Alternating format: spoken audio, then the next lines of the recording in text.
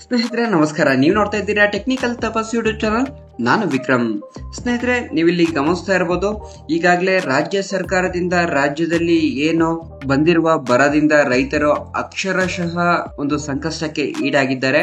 ಹೀಗಾಗಿ ರಾಜ್ಯ ಸರ್ಕಾರ 1ನೇ ಹಾಗೂ 2ನೇ ಕಂತಿನಲ್ಲಿ ರಾಜ್ಯದ ಲಕ್ಷಾಂತರ ಜನ ರೈತರಿಗೆ ಈಗಾಗಲೇ ಬರ ಪರಿಹಾರವನ್ನ ನೀಡಿರುವಂತದ್ದು.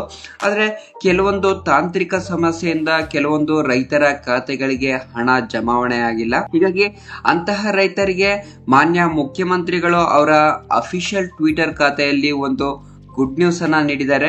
ಅದೇನು ಎಂಬ ಮಾಹಿತಿಯನ್ನ ಇವತ್ತಿನ ವಿಡಿಯೋದಲ್ಲಿ ತಿಳಿದುಕೊಳ್ಳೋಣ. ನೀವು ಈ ವಿಡಿಯೋವನ್ನ ಸಂಪೂರ್ಣವಾಗಿ ವೀಕ್ಷಣೆ ಮಾಡಿದ್ರೆ ಮಾತ್ರ ಯಾಕೆ ಇನ್ನು 1ನೇ ಹಾಗೂ 2ನೇ ಕಂತಿನ ಹಣ ಬಂದಿಲ್ಲ, ಈ ಕಂತಿನ ಹಣ ಬರಬೇಕಂದ್ರೆ ನಾವು ಏನ್ ಮಾಡಬೇಕು ಎಂಬುದರ ಬಗ್ಗೆ ಸಂಪೂರ್ಣವಾದ ಮಾಹಿತಿಯನ್ನ ಇವತ್ತಿನ ವಿಡಿಯೋದಲ್ಲಿ ನೀವು ತಿಳಿದುಕೊಳ್ಳಬಹುದು. ಹೀಗಾಗಿ ಹೀಗೆ ಹೆಚ್ಚಿನ ಉಪಯುಕ್ತ ವಿಡಿಯೋಗಳನ್ನು ನೋಡಲು ನಮ್ಮ ಟೆಕ್ನಿಕಲ್ ತಪಸ್ ಯೂಟ್ಯೂಬ್ ಚಾನಲ್ನ ಮರೆಯದೆ ಸಬ್ಸ್ಕ್ರೈಬ್ ಮಾಡ್ಕೊಳ್ಳಿ ಮತ್ತು ವಿಡಿಯೋಗೊಂದು ತಪ್ಪದೆ ಲೈಕ್ ಮಾಡಿ ಅಂತ ಹೇಳ್ತಾ ಬನ್ನಿ ಹಾಗಾದ್ರೆ ಇವತ್ತಿನ ವಿಡಿಯೋನ ಶುರು ಮಾಡೋಣ.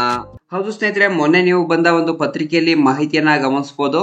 ಇಲ್ಲಿ 1ನೇ ಕಂತಿನಲ್ಲಿ ತಲಾ 2,000 ರೂಪಾಯಿಯನ್ನು ಅರ್ಹ ರೈತರು ಅಂದ್ರೆ 33,60,000 ಜನ ರೈತರಿಗೆ 1ನೇ ಕಂತಿನ ಹಣ ಜಮಾವಣೆ ಮಾಡಿತ್ತು. ಆದ್ರೆ 1ನೇ ಕಂತಿನಲ್ಲಿ ಹಲವಾರು ಜನಕ್ಕೆ ಹಣ ಜಮಾವಣೆ ಆಗಿರ್ಲಿಲ್ಲ. ಇನ್ನು 2ನೇ ಕಂತು ಕೂಡ ಈಗಾಗಲೇ ಸರ್ಕಾರ ಬಿಡುಗಡೆ ಮಾಡಿದ್ರು ಕೂಡ ಆ ಹಣವು ಕೂಡ ಹಲವಾರು ಜನಕ್ಕೆ ಇನ್ನೂ ಕೂಡ ತಮ್ಮ ಖಾತೆಗಳಿಗೆ ವರ್ಗಾವಣೆ ಆಗಿಲ್ಲ.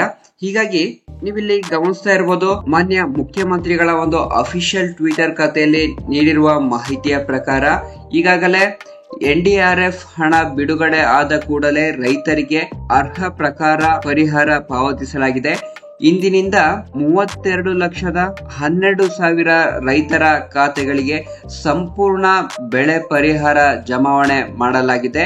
ಇನ್ನು ಸುಮಾರು 2 ಲಕ್ಷ ರೈತರಿಗೆ ಪರಿಹಾರ ನೀಡುವ ಪ್ರಕ್ರಿಯೆ ದಾಖಲಾ ಪರಿಶೀಲನೆ ಹಂತದಲ್ಲಿದೆ ಎಂದು ಮಾನ್ಯ ಮುಖ್ಯಮಂತ್ರಿಗಳು ತಿಳಿಸಿರುವಂತದ್ದು.